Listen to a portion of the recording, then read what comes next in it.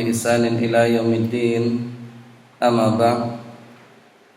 Jamaah rahimani wa rahimakumullah. Alhamdulillah,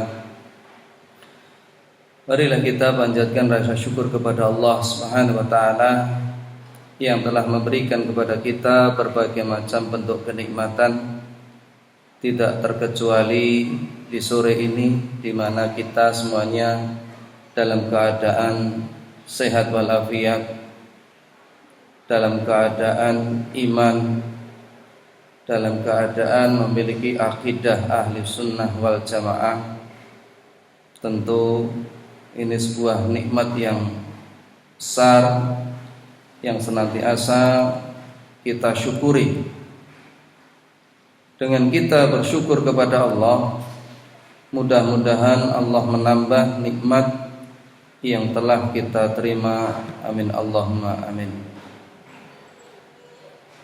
Jamaah rahimani wa rahimakumullah, materi kita pada kesempatan ini yaitu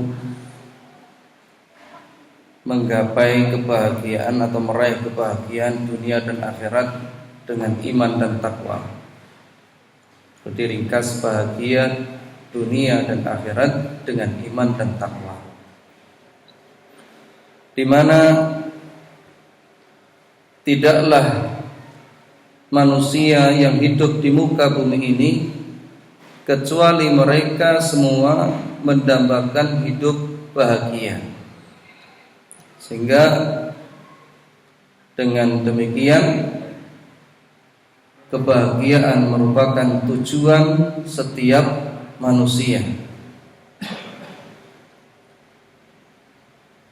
Hal ini akan terwujud apabila kita mengikuti syariat ini dengan benar.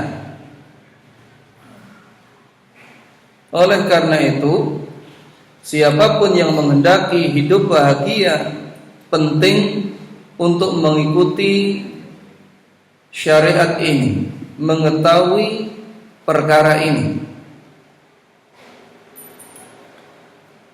Di antara yang harus kita ketahui, yang pertama yaitu penyebab yang menghalangi kebahagiaan seseorang. Apa kira-kira hidup seseorang itu atau diri kita itu kok tidak bahagia? Mana Allah Subhanahu wa taala berfirman, udkhulul jannah la khaufun 'alaihim wala antum tahzanun. Masuklah kamu ke dalam surga, tidak ada rasa takut padamu dan kamu tidak akan bersedih. Dalam surat Al-A'raf, surat yang ke-7 ayat 49. Ayat ini memberitahu kepada kita bahwa sebab seseorang bahagia itu tidak ada rasa khawatir dan juga tidak ada rasa sedih. Dimana kalau kita jelaskan, khauf atau gham itu merupakan kekhawatiran, kecemasan, galau terhadap perkara yang akan datang. Jadi terhadap perkara-perkara yang akan datang itu sudah menghantui seseorang. Nanti anak saya sekolahnya bagaimana? Nanti yang akan saya makan itu apa kalau saya menikah? Jadi kekhawatiran seperti ini seringkali mengganggu pikiran seseorang. Kalau sudah keluarga itu juga seperti itu. Bagaimana rezeki saya nanti? Jadi perkara-perkara itu muncul di dalam benak seseorang. Dan yang kedua ini sebabnya adalah hazan, yaitu mengingat kesedihan sesuatu yang telah lalu. Jadi dia ingat-ingat kesedihan terus, sehingga kesedihan ini berkaitan dengan apa yang telah berlalu. Teringat masa dulu, teringat perkara-perkara yang mestinya tidak perlu untuk dipikirkan seperti itu, sehingga menjadikan seseorang itu terganggu kebahagiaannya. Allah Subhanahu wa taala menyebutkan tentang kebahagiaan di surga itu tidak ada rasa khawatir, tidak ada rasa sedih, karena di dalam surga tidak ada lagi kekhawatiran dan kesedihan seperti itu. Allah Subhanahu wa taala menyebutkan wa fiha ma tashtahihi al-anfus wa taladdul a'yun wa antum fiha khalidun.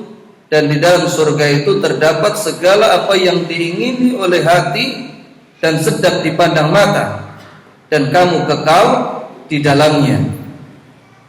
Disebutkan dalam surat Az-Zukhruf surah yang ke-43 ayat 71. Ini ada penjelasan sendiri tentang masalah surga kalau memungkinkan, ya, di mana semua keinginan, semua yang diinginkan oleh hati itu semuanya akan terpenuhi ketika kita masuk ke dalam surga. Amin Allahumma amin. Yang kedua, orang beriman dan bertakwa itu akan bahagia di dunia sebelum di akhirat. Ini rumusnya demikian, harusnya demikian. Berdasarkan firman Allah Ta'ala, ala inna awliya Allahi la khawfun alaihim wa lahum yahzanun alladzina amanu wa kanu yattaqun lahum busyra fil hayati dunya wa fil akhirah. Ingatlah, sesungguhnya wali-wali Allah itu tidak ada kekhawatiran terhadap mereka dan tidak pula mereka bersedih hati. Siapa mereka wali-wali Allah? Ini tidak sebagaimana yang dikatakan orang-orang umum, mereka yang kebal terhadap senjata, bisa jalan di awang-awang, bisa jalan di atas air, ya, begitu pula tidak tersentuh oleh senjata. Tidak seperti itu. Akan tetapi wali Allah alladzina amanu wa kanu yattaqun, yaitu mereka orang-orang yang beriman dan bertakwa. Dan bagi mereka berita gembira di dalam kehidupan di dunia dan di akhirat. Ini disebutkan di dalam surat Yunus 10 62 sampai 63. Banyak ahli tafsir yang menjelaskan bahwa kebahagiaan ini nanti akan diraih di akhirat. Ya, karena secara umum, secara kasat, itu orang yang tinggal di dunia ini mereka merasakan kekhawatiran, mereka merasakan kesedihan. Oleh karena itu banyak para ahli tafsir memaksudkan bahwasanya orang yang tidak memiliki kesedihan, tidak memiliki rasa khawatir, itu orang-orang yang sudah tinggal di surga, ya. Akan tetapi banyak juga para ahli tafsir bahwasanya yang dimaksudkan ayat itu bukan hanya di surga, tapi ini sifatnya umum, seperti Ar-Razi. Demikian pula seperti disebutkan Ibnu Atsur, ya, di dalam kitab At-Tahrir wa Tanwir, bahwa beliau mengatakan makna ayat ini umum karena akhir ayat ini diakhiri dengan berita gembira di dunia maupun di akhirat. Ya, sebagaimana beliau juga membawakan hadis ketika Rasulullah perang Badar. Bagaimana tidak ada rasa khawatir? Kaum muslimin berjumlah 315-an orang. Sementara orang kafir itu sudah terlihat, sudah jelas berjumlah 1.300-an orang. Berapa lipatnya itu? Sehingga kalau Rasulullah ada rasa khawatir, lumrah, manusiawi. Oleh karena itu sepanjang malam Rasulullah berdoa kepada Allah Subhanahu wa taala, Allahumma in tuhlik hadil isabah min ahli Islam lam tu'bad fil ard. Ya Allah, seandainya engkau binasakan golongan kaum muslimin ini, engkau tidak akan disembah lagi di dunia ini. Khawatir nama badan ini? Khawatir. Tapi dengan doa itu Allah berikan pertolongan 1000 malaikat, sehingga kaum muslimin mendapatkan kemenangan. Ini diriwayatkan di dalam hadis riwayat Imam Muslim. Contoh ketika Rasulullah sedih, Ibnu Athur juga membawakan bagaimana Rasulullah ketika kehilangan putra beliau Ibrahim, ya, satu-satunya anak laki-laki yang beliau miliki dari istrinya Maryam. Akan tetapi anak yang tampak menyenangkan itu ternyata diambil oleh Allah Subhanahu wa taala. Oleh karena itu Rasulullah beliau bersabda, innal aina tadma wal qalba yahzan wa la naqulu ila ma yarda rabbuna. Kedua mata ini meneteskan air mata, hati ini bersedih, hanya saja kita tidak mengatakan kecuali apa yang diridhai oleh Ar-Rahman Allah. Wa inna bi firaqika ya Ibrahim lamahzunun. Sesungguhnya perpisahan dengan wahai Ibrahim benar-benar membuat hati sedih. Rasulullah sedih. Tetapi kesedihan ini akan berlalu dengan kesabaran. Hadis ini diriwayatkan Bukhari dan juga Muslim.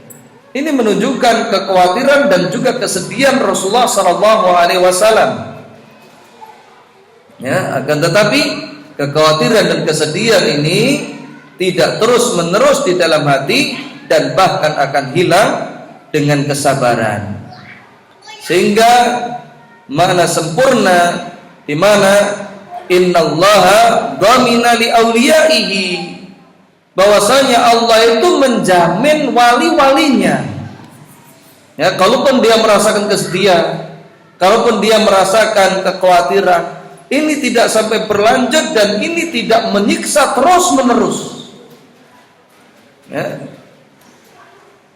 Ini yang disebutkan oleh Ibnu Athur, bahasanya yang dimaksudkan itu adalah la khaufun mustaqirrun. Kalian itu tidak akan sedih yang terus-menerus menetap di dalam hati. Begitu pula tidak ada sedih yang menjadikan terus-menerus, bahkan itu akan hilang dengan kesabaran. Ya. Kemudian poin yang ketiga, Allah menjamin orang yang beriman dan bertakwa, ya, orang-orang yang mengikuti petunjuk ini akan dijamin oleh Allah Subhanahu wa taala. Ini Allah Subhanahu wa taala sebutkan di dalam surah Al-Baqarah, qul nahbitu minha jami'a fa imma ya'tiyannakum minni hudan faman tabi'a hudaya fala khaufun 'alaihim wala hum yahzanun. Kami berfirman, Allah Subhanahu wa taala, turunlah kamu semuanya dari surga. Ya, khitabnya ini ditujukan kepada Nabi Adam dan juga Hawa ketika memakan buah yang terlarang. Kemudian Allah berjanji, kemudian jika datang petunjukku kepadamu, maka barang siapa yang mengikuti petunjukku, niscaya tidak ada rasa kekhawatiran atas mereka dan tidak pula mereka bersedih hati. fala khaufun 'alaihim walahum yahzanun. Ini di dunia apa di akhirat niki? Di dunia apa di akhirat? Barang siapa mengikuti petunjukku, maka tidak ada rasa kekhawatiran atasnya dan juga tidak ada rasa bersedih hati. Petunjuk Allah ini diberikan di dunia apa di akhirat? Di dunia. Oleh karena itu ini menguatkan bahwasanya orang-orang yang mengikuti petunjuk ini dengan benar, maka tidak ada rasa khawatir atas mereka dan juga tidak ada rasa sedih hati. Sebagaimana firman Allah Ta'ala yang disebutkan dalam surah Al-Baqarah surah yang kedua ayat 38, Allah Subhanahu wa Ta'ala juga berfirman, fa imma ya'tiyannakum minni huda faman tabi'a hudaya fala yadhillu wa la yashqa.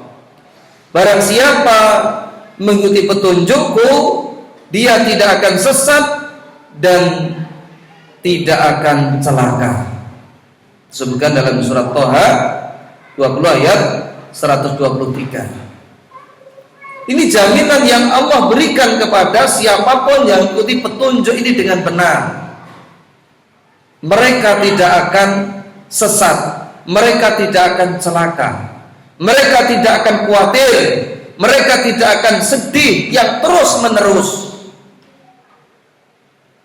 Oleh karena itu ini merupakan kabar yang Allah sampaikan kepada orang-orang yang beriman dan bertakwa, ya, bahwasanya orang beriman dan bertakwa itu sebenarnya ada jaminan bahagia dengan imannya, dengan ketakwanya itu, ya.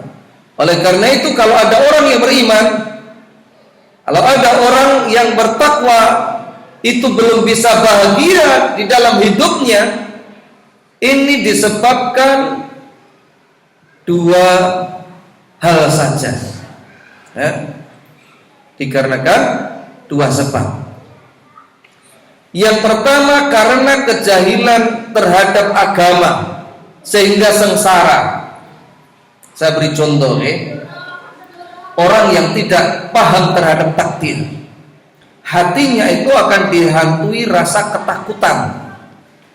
Ketika menerima musibah, maka yang akan disalahkan itu yang menjadi sebab-sebabnya, tidak mengembalikan kepada Allah Subhanahu wa Ta'ala. Di PHK ngamuk, sing diamuk mandori, kan begitu, sedih hati. Kenapa? Jahil terhadap agama. Sebab-sebab ini semuanya mengerucut kepada takdir Allah Subhanahu wa Ta'ala. Ini hanyalah sebab, ya. Jadi kalau ada istri yang lupa membawa sesuatu padahal sudah berjalan jauh, jangan ngamuk berlebih-lebihan. Soalnya ada juga sing ngamuk itu ada. Enten badan. Weling kon gowo kon ndang lebok kira dilebok-lebok sono lali to, tekan kene dua balik meneh.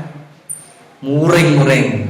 Kalau dia mau kembali sedikit saja kepada syariat ini, umpamanya, yang membuat lupa itu siapa toh? Sinten-sinten? Allah Subhanahu wa Ta'ala. Masalah selesai, takdir.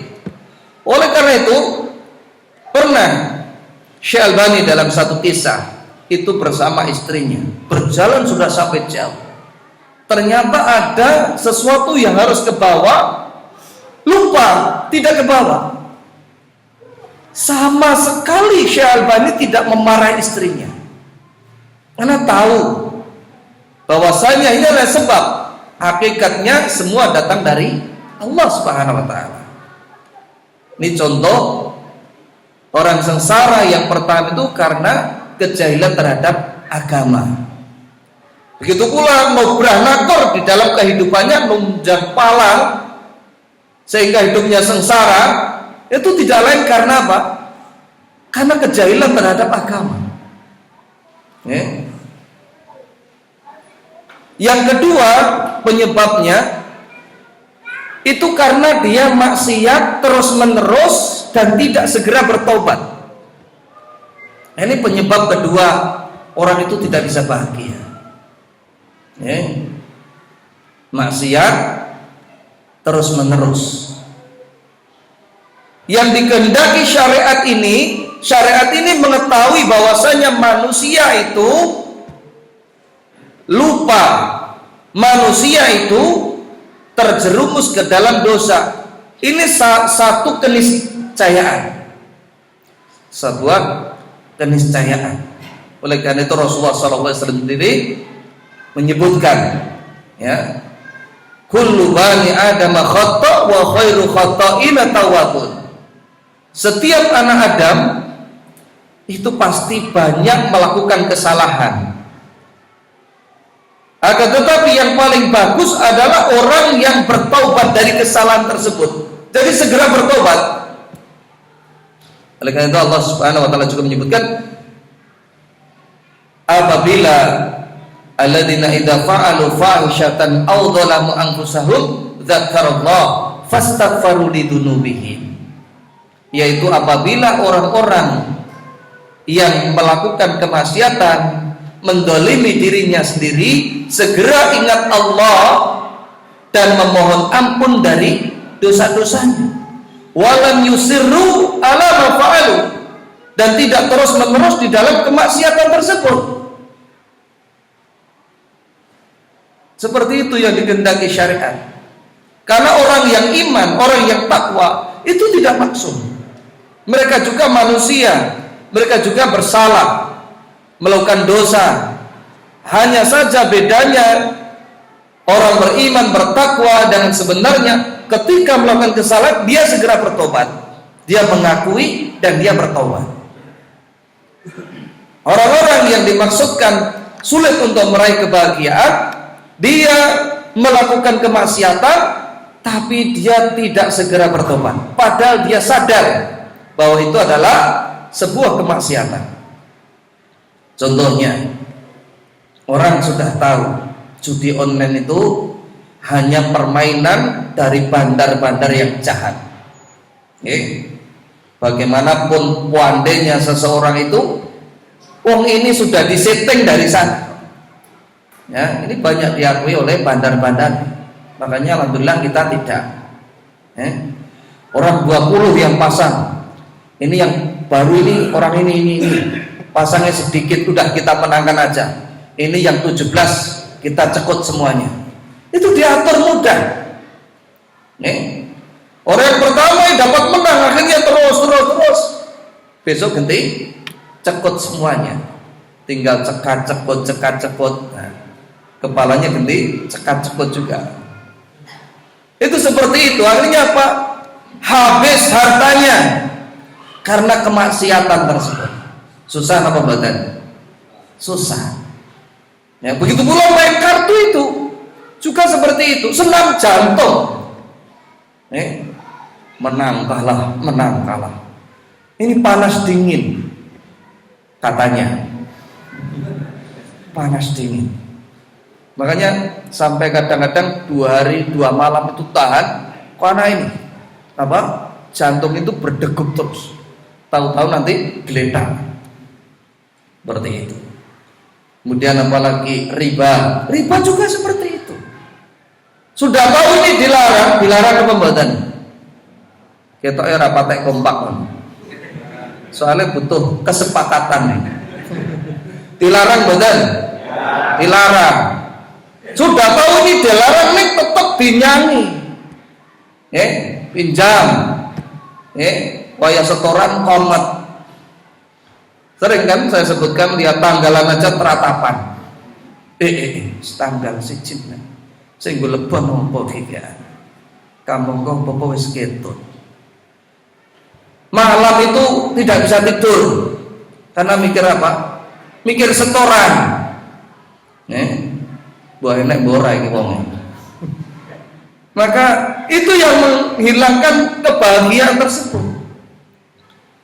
Yang lebih menyedihkan, orang-orang sebagiannya tuh berprinsip, wah diutang ini mari semangat kok.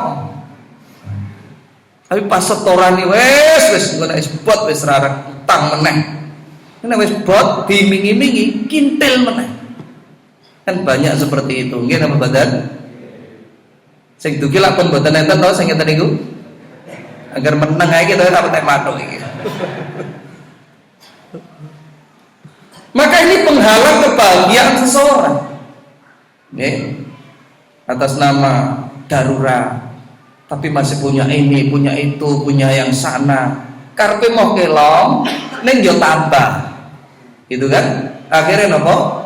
Nerak larangan tersebut. Itu ada, hewan yang seperti itu tuh ada. Tapi tidak di sini. Loh, saya itu tidak di sini yang saya ketahui. Jadi hidupnya itu pas-pasan terus sambil nyetorai utang tersebut. Maka orang seperti ini adanya cuma ngeluh terus. Makanya ini penghalang kebahagiaan. Contoh lagi, hasad, iri, dengki ini larangan dalam agama, tapi dipelihara dalam hati. Ya sudah, artinya adanya sir-siran tok. Tonggone mimpi teratapan. Makanya ini penghalang kebahagiaan. Zina juga seperti itu, merusak martabat, merusak keturunan, menebarkan penyakit, menumbuhkan permusuhan. Itu diterjang ya sudah, hidupnya kan sesara. Minum khamr juga seperti itu. Apa yang dilarang hikmahnya itu untuk kemaslahatan manusia. Kalau dia nekat, organ tubuh ini yang rusak. Akhirnya nopo? Dia banyak mengendap berbagai penyakit. Ini penyebab orang itu sengsara, tidak bisa bahagia. Yang kedua itu karena dia melakukan maksiat tapi tidak segera bertaubat. Makanya kalau kita ingin bahagia itu sebenarnya mudah, tinggal membalik saja. Membalik bagaimana? Kalau kita terjerumus ke dalam maksiat, ya kita segera bertobat. Bertobat itu dalam arti betul-betul meninggalkan. Kebahagiaan seseorang itu diukur sejauh mana seseorang itu menjalankan ketaatan dan meninggalkan kemaksiatan. Karena kemaksiatan akan menjauhkan dari kebahagiaan. Ini sudah rumus paten. Nanti di bawah dalilnya itu di bawah. Jadi semakin orang itu menjauhi kemaksiatan, itu akan semakin tentram hatinya, semakin sejuk. Oleh karena itu Ibnu Qayyim mengatakan bahwa tanda kebahagiaan seorang hamba itu ada 3. Idza an'amta alaihi syakara. Jika kamu mendapatkan nikmat itu agar kamu itu bersyukur dapat nikmat. Betapapun nikmat itu kecil, kita syukuri. Wa idza talaita sabara. Kalau kamu diuji itu bersabar. Ujian ini banyak macamnya. Bisa dari anak, bisa dari istri, bisa dari kerabat, bisa dari tetangga, bisa masalah ekonomi, bisa masalah pekerjaan, atasan dan sebagainya. Maka bersabar. Kalau diuji agar bersabar. Kemudian apabila kamu melakukan kemaksiatan, hendaknya engkau bertobat.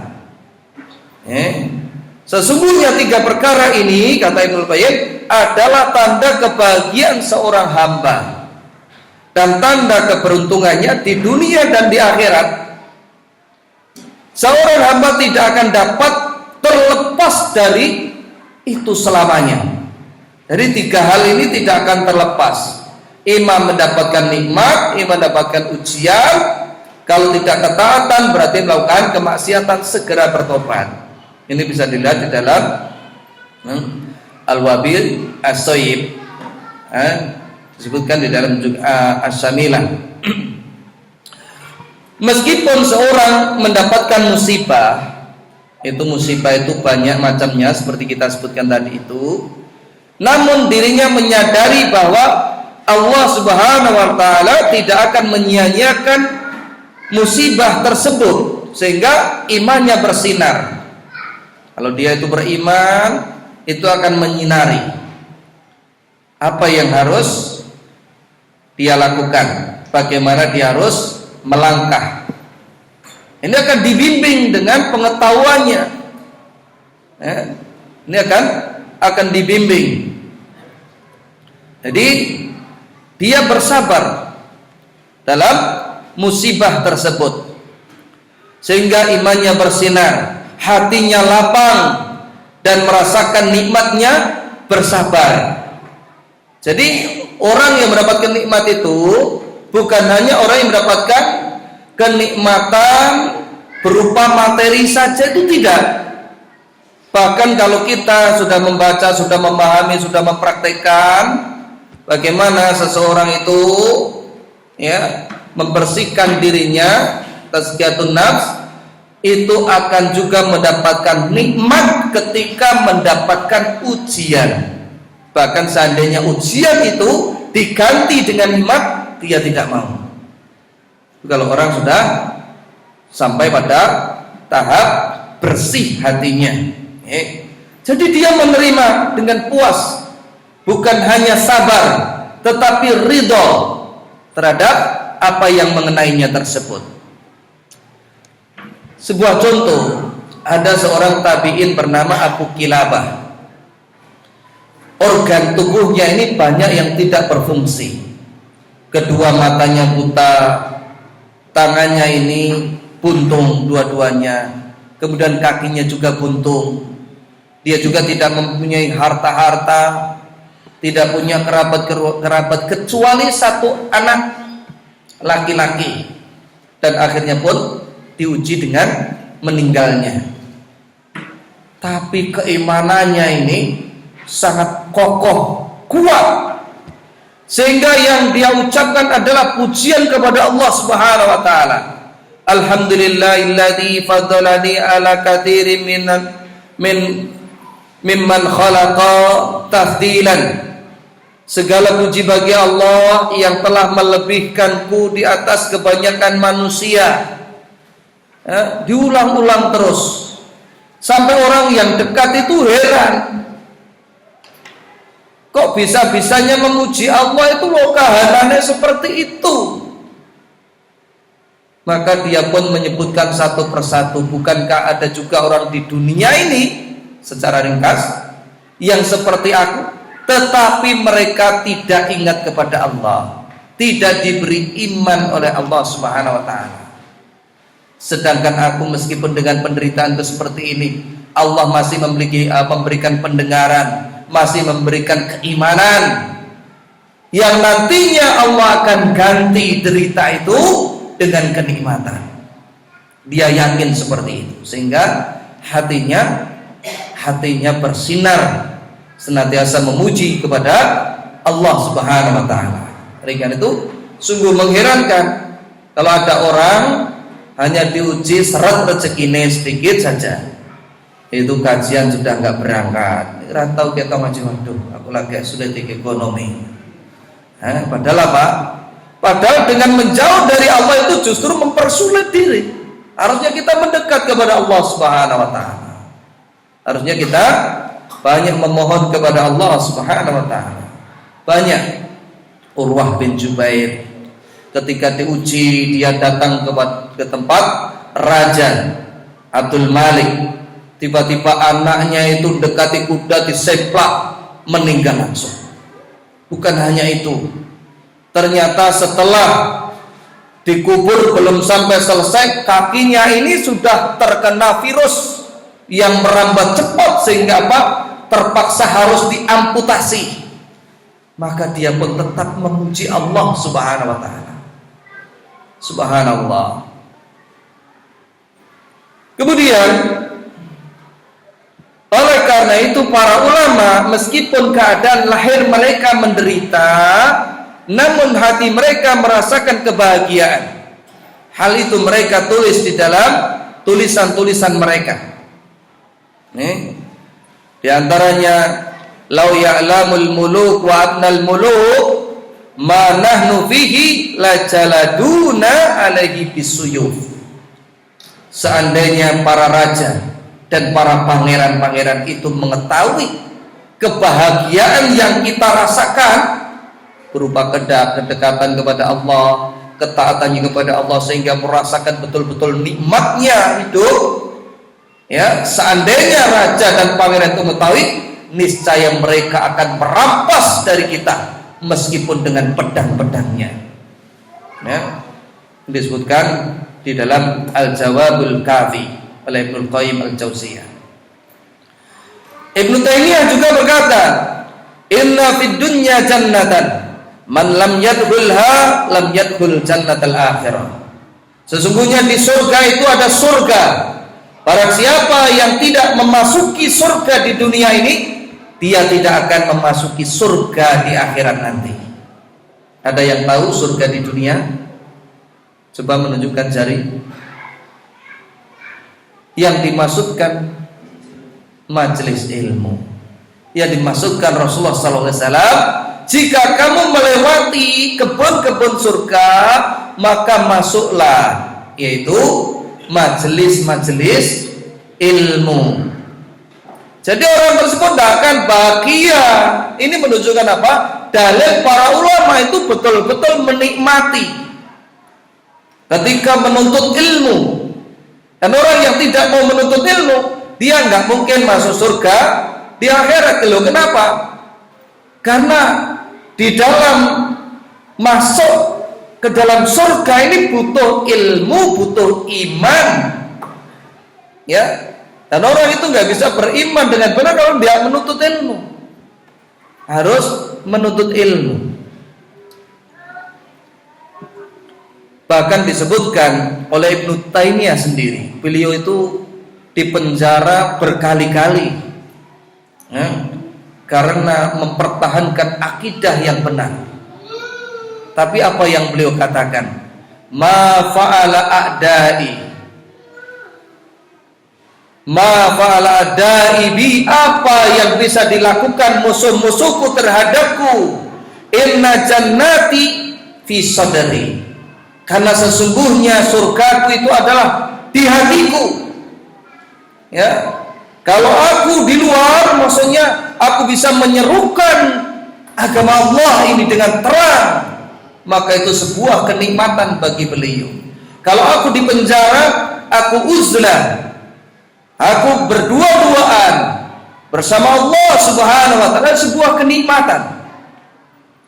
Ini yang dirasakan oleh para ulama. Oleh karena itu Ibnu Qayyim menyebutkan, demi Allah, aku tidak pernah melihat seseorang yang lebih bahagia hidupnya daripada beliau, yaitu Syekhul Islam Ibnu Taimiyah. Seperti itu disebutkan di dalam Al-Wabilus Sayyid. Kemudian yang keempat, kebahagiaan orang kafir hanyalah kebahagiaan yang semu. Walaupun disebutkan di dalam Al-Quran, innahu kana fi ahlihi masrura, sesungguhnya dia dahulu di dunia bergembira di kalangan kaumnya yang sama-sama kafir. Sebutkan dalam surat Al-Insyiqaq 84 ayat 13. Ibnu Katsir menyebutkan, ya, sehingga kebahagiaan yang singkat yang ia rasakan akhirnya diganti oleh kesedihan yang panjang. Oleh Ibnu Katsir surat Al-Insyiqaq 84 ayat 13. Jadilah kebahagiaan orang-orang kafir itu sebenarnya adalah kebahagiaan yang semu. Kenapa? Karena orang-orang kafir itu mereka juga akan dibayangi dengan kesakitan, ketakutan, kematian, ya, di mana hal ini semuanya akan menyiksa di relung-relung hati mereka, sehingga kebahagiaan mereka hanyalah semu. Bahkan mereka rela untuk menampakkan di YouTube kelihatan bahagia, padahal menderita. Ini sangat banyak sekali, ya. Allah Subhanahu wa ta'ala juga menyebutkan Ya, tidak semuanya saya bacakan. Wa man a'rada an dzikri fa inna lahu ma'isyatan dhanka wa nahsyuruhu yaumal qiyamati a'ma. Dan barang siapa berpaling dari peringatanku, maka sesungguhnya baginya penghidupan yang sempit. Surat Thaha 20 ayat 124. Ini hakikat kehidupan siapapun, termasuk orang kafir, orang munafik, dan juga orang fasik. Orang fasik itu sebenarnya orang beriman, tetapi senantiasa melakukan kefasikan-kefasikan tersebut. Kalau dia melakukan berbagai macam kefasikan, dosa-dosa besar, maka dosa-dosa besar ini yang akan menghalangi dirinya dari kebahagiaan. Hidupnya akan terasa sempit. Oleh karena itu, ma'isyatan dhanka ini mengandung makna bahwa kehidupan orang yang berpaling dari peringatan Allah akan terasa sangat sempit, penuh kesulitan dan ketidakbahagiaan. Meskipun dia mungkin terlihat kaya atau memiliki banyak hal secara duniawi, mungkin mewah rumahnya, mungkin kendaraannya banyak, begitu pula fasilitasnya komplit, tetapi dia jauh dari agama, maka hakikatnya dia tidak bisa bahagia dengan sebenar-benarnya. Yang ada ketakutan. Oleh karena itu kita lihat kurang apa orang yang memiliki pangkat yang tinggi, akhirnya menembak istrinya, menembak anaknya, dan akhirnya dirinya pun ditembak. Banyak, ini bukan satu dua.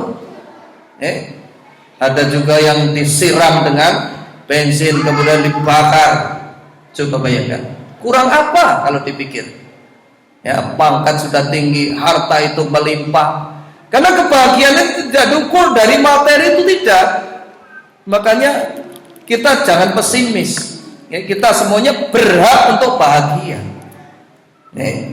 Jangan pesimis. Kebahagiaan itu milik siapapun yang taat kepada Allah dan juga taat kepada Rasulullah SAW.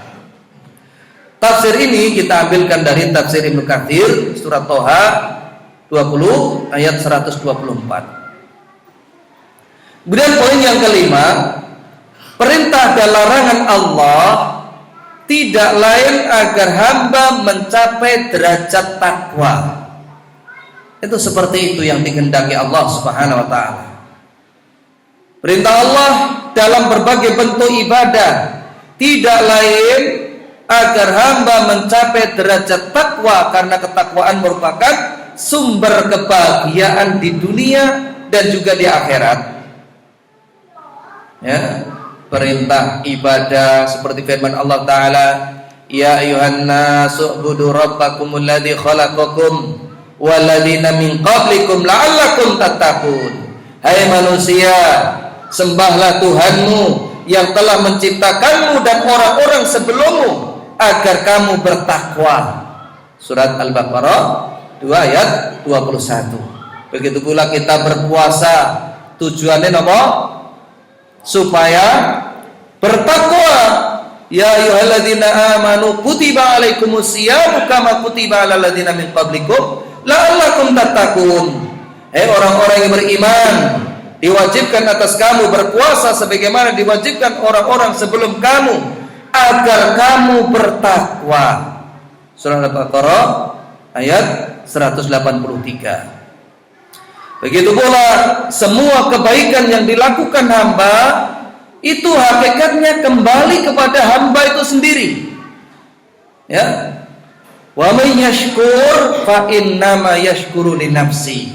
Barang siapa bersyukur kepada Allah, maka sesungguhnya ia bersyukur untuk dirinya sendiri.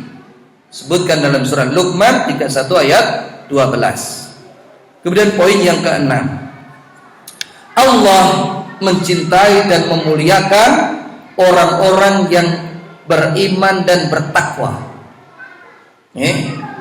Karena ini merupakan puncak kebaikan seorang hamba.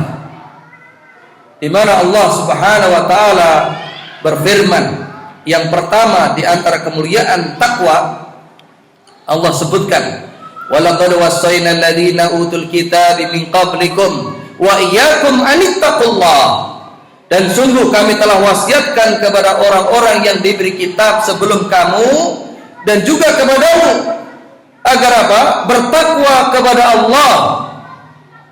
Ya. Ini disebutkan juga dalam surah Al-Baqarah ayat 83. Ya.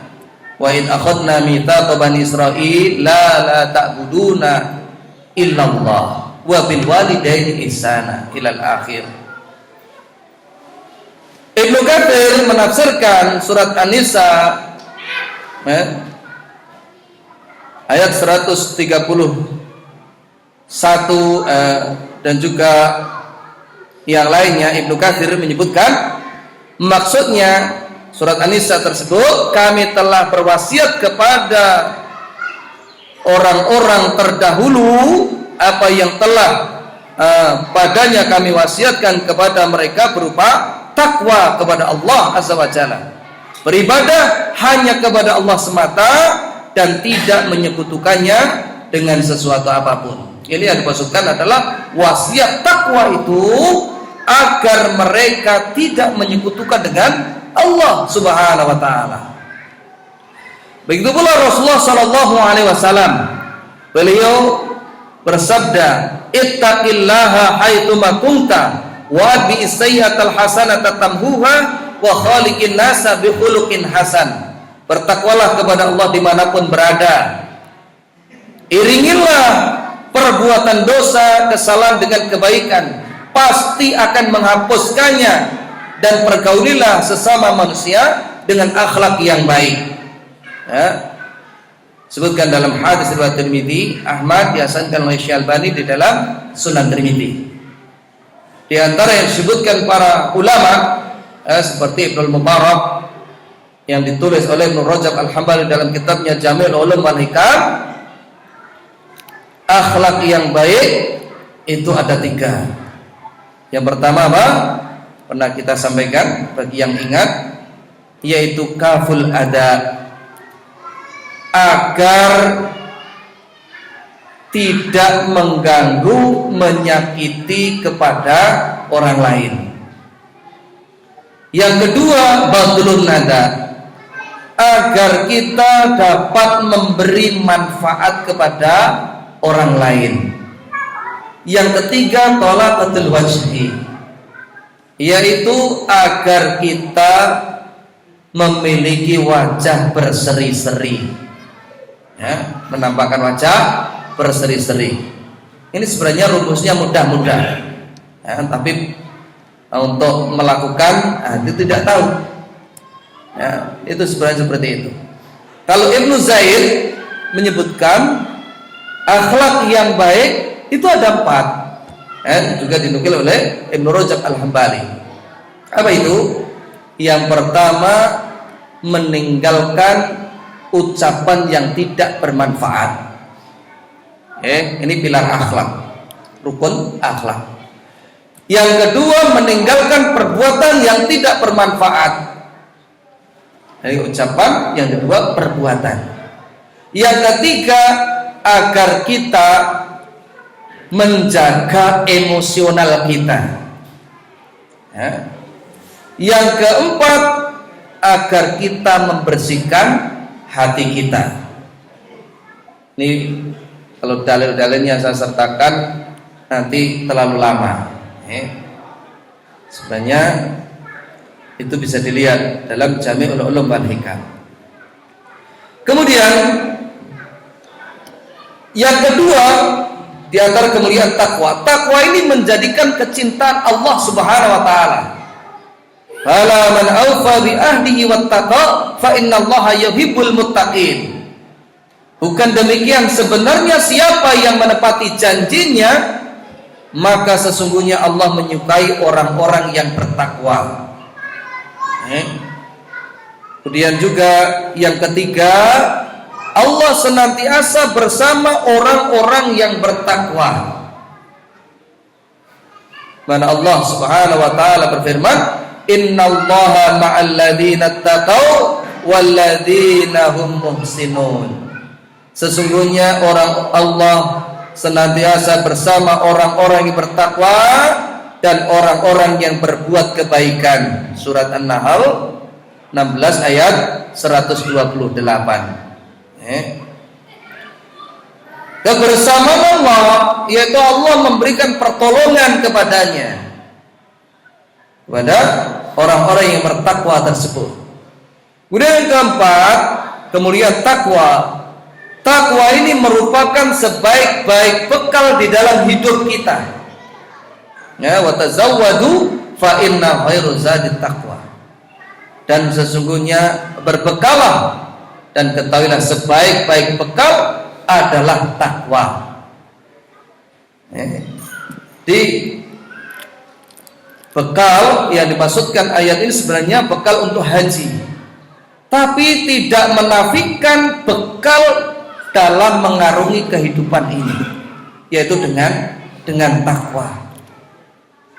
Kemudian yang kelima, takwa ini akan menjadi sebab dibukakan keberkahan dari langit dan bumi. Jadi kalau masyarakat ini banyak yang bertakwa, itu akan menjauhkan berbagai macam bentuk musibah.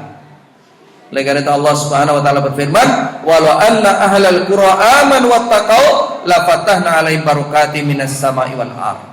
Jikalau sekiranya penduduk negeri beriman dan bertakwa, pastilah kami akan melimpahkan keberkahan mereka, berkah dari langit dan bumi. Jadi kalau ada hama tikus, hama werang, itu kita sadar diri. Sekeliling kita kanan kiri masih banyak orang yang bermaksiat. Artinya kita harus lebih gencar lagi di dalam berdakwah, ajak-ajak dalam kebaikan. Ini. Dan yang keenam, takwa akan diberikan kemudahan dan jalan keluar dari setiap masalahnya. Ya, wa may yattaqillah yaj'al lahu makhraja wa may yattaqillah yaj'al lahu min amrihi yusra. Barang siapa yang bertakwa kepada Allah, niscaya Allah akan memberikan jalan keluar baginya. Barang siapa bertakwa kepada Allah, niscaya Allah akan memberikan kemudahan dalam urusannya. Jadi orang beriman itu mereka bisa bahagia, bertakwa, bahagia, karena diantaranya ini, setiap masalah itu Allah berikan jalan keluar baginya. Ya, Allah berikan jalan keluar. Yang ketujuh, amal-amal yang menghantarkan kepada kebahagiaan. Apa saja kira-kira? Ini secara ringkas saja. Orang-orang yang beriman dan bertakwa itu tidak serta-merta mendapatkan ketentraman, kedamaian, kesejukan, hanya diam berpangku tangan. Itu tidak. Akan tetapi mereka berusaha dengan amal soleh yang dia lakukan. Sebagaimana yang Allah janjikan, man amila solehan min dzakarin aw unsa wa huwa mu'minun falanuhyiyannahu hayatan thayyibah wa lanajziyannahum ajrahum bi ahsani ma kanu ya'malun. Barang siapa yang mengerjakan amal soleh, baik laki-laki maupun perempuan, dalam keadaan beriman, maka pasti akan kami berikan kepadanya kehidupan yang baik. Ya, ini janji Allah. Pasti akan diberikan kehidupan yang baik dan akan kami beri balasan dengan pahala yang lebih baik dari apa yang telah mereka kerjakan. Bahkan dari berbagai tafsir, itu diantara tafsir Ali bin Abi Thalib, itu hatinya akan dibuat qanaah, jadi puas dengan apapun keadaan yang dia terima. Kita ini pun sakit atau dereng seperti itu, beramal soleh. Di antara contoh amal soleh tersebut, yang pertama, ikhlas. Ikhlas. Ikhlas dalam setiap amal yang kita lakukan.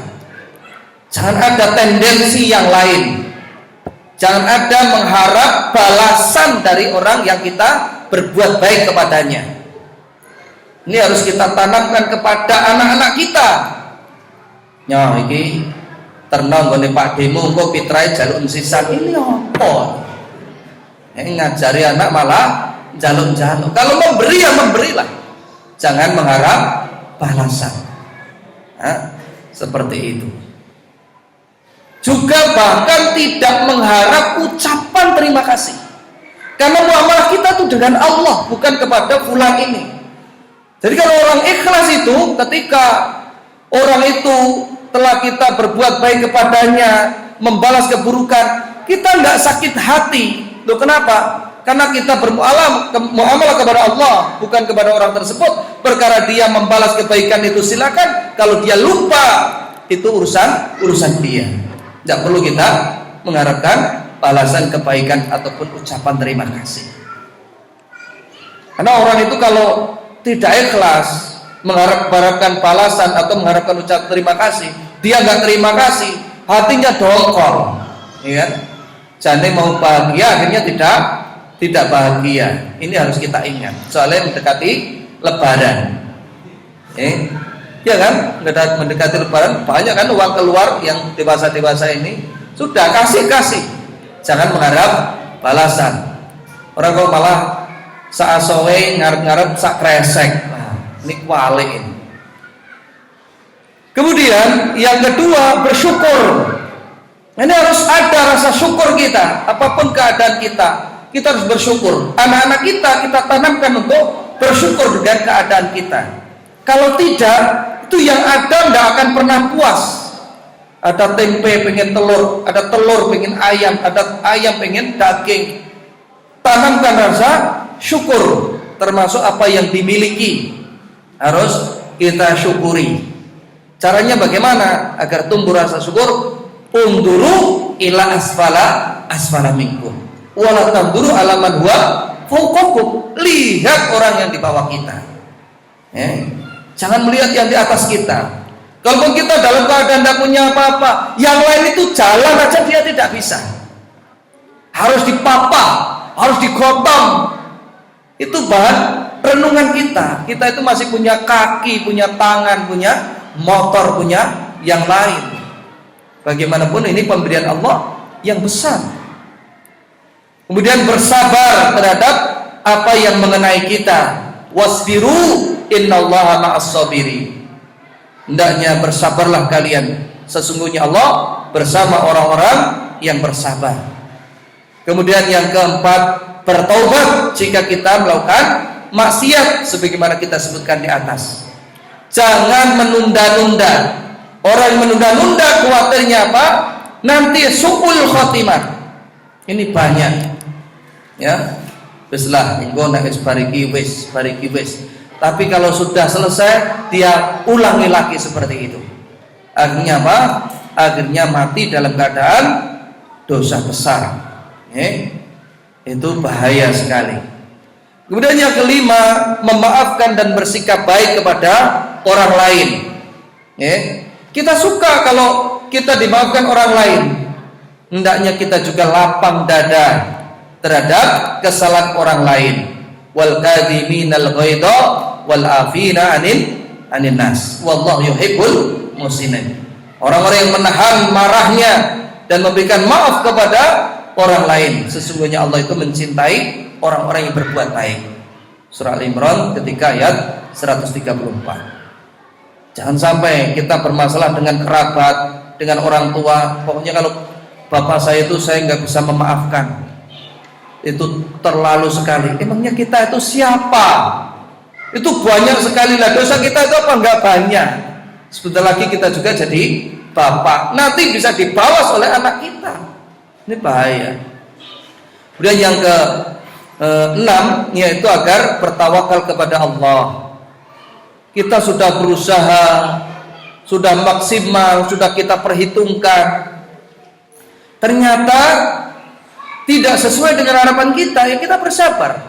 Kita serahkan semuanya kepada Allah. Karena tawakal ini akhirnya menenteramkan hati kita di dunia dan juga akan menjadikan ibadah di sisi Allah Subhanahu wa taala. Ini kadang-kadang tidak dimiliki oleh orang-orang awam. Rasa tawakal kepada Allah.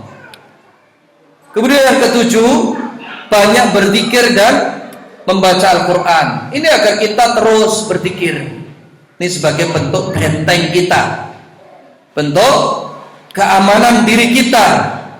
Karena zikir ini akan menenteramkan hati. Al-Quran akan mengobati hati kita, syifa'un fis sudur, sebagai obat di dalam hati kita. Ya. Jangan sampai 24 jam kita kok nggak bisa membaca Al-Quran, apalagi ini bulan Ramadan. Harusnya kita berlomba. Oleh karena itu dulu ya, orang-orang soleh dahulu itu ucapan-ucapan tasbih mereka menganggap lebih utama satu kali tasbih di bulan Ramadan itu dibandingkan 1000 kali di luar Ramadan, sehingga mereka bersemangat untuk berzikir kepada Allah. Kemudian yang kedelapan, bersedekah. Banyakkanlah bersedekah. Banyakkanlah bersedekah bukan berarti besar, itu tidak. Oleh karena itu Rasulullah itu mengajari kita tidak pelit, ittaqun nar walau bisyikki tamratin. Ya, bertakwalah kepada Allah, bersedekahlah meskipun dengan separuh kurma. Ya, jadi apapun keadaannya kita bersedekah. Kalau nggak bisa banyak, sedikit, tapi kita terus bersedekah. Kemudian yang 9, berteman dengan orang-orang yang saleh. Karena orang-orang yang fasik itu menyakiti hati kita, ya, sehingga apa? Akhirnya menghalangi kebahagiaan. Ya. Orang fasik itu berpikir piye supaya menjatuhkan kita. Makanya kita berteman dengan orang saleh. Dengan orang fasik nggak apa-apa. Kalau bisa mewarnai. Kalau kita yang diwarnai atau disakiti, maka lebih baik menghindar. Dan yang terakhir, berdoa kepada Allah Subhanahu wa taala. Nah, senantiasa berdoa kepada Allah. Rabbana atina fid dunya hasanah wa fil akhirati hasanah wa qina adzabannar. Allahumma inni a'udzubika min ilmin la yanfa' wa min qalbi la tahsya wa min nafsin la tasba wa min da'watin la yustajabu lah. Berdoa kepada Allah agar hati kita ini beri qanaah, rasa puas terhadap apa yang kita miliki. Inilah yang kita sampaikan pada pertemuan sore ini, ya. Yang kita simpulkan bahwasanya orang-orang beriman, bertakwa itu seharusnya sudah semestinya mereka itu berbahagia di dunia sebelum nanti di akhirat. Masih ada waktu, kalau mungkin ada pertanyaan berkaitan dengan materi atau yang lainnya, saya persilakan, monggo.